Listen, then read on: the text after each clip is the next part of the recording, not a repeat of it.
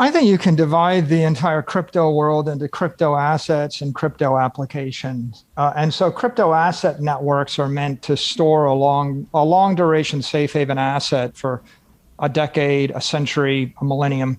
And Bitcoin is, of course, the leader in that space.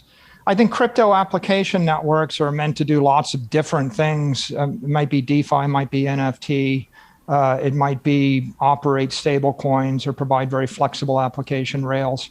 Ethereum clearly is the leader in that space. I think that there's a whole set of investors that are interested in investing in applications. That would be different than the class of investors that are looking for an asset.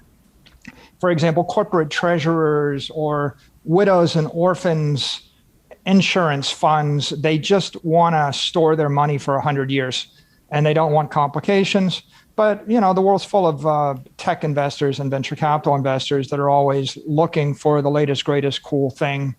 I think that, from my point of view, the application space it's going to be a bit riskier because of more centralization, more complexity, and more competition in the space.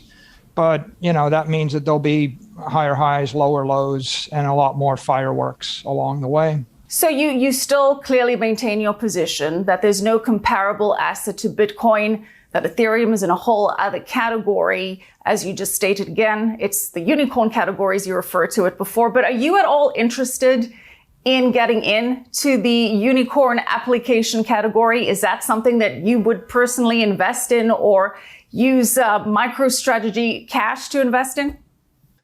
No, I don't think it's appropriate for corporate treasury, and it's not really appropriate for us. Our business is to acquire and to hold Bitcoin. I think that crypto applications would be appropriate for crypto venture funds and crypto-specific technology investors. Do you have a position, though, on where you see the price of Ethereum going? I really don't. I prefer not to opine on things that I am not an expert in. And I have a lot of very strong opinions about crypto asset networks and the right architecture for a crypto asset network. For example, I think that a proof of work architecture is appropriate, if not critical, for a good crypto asset network.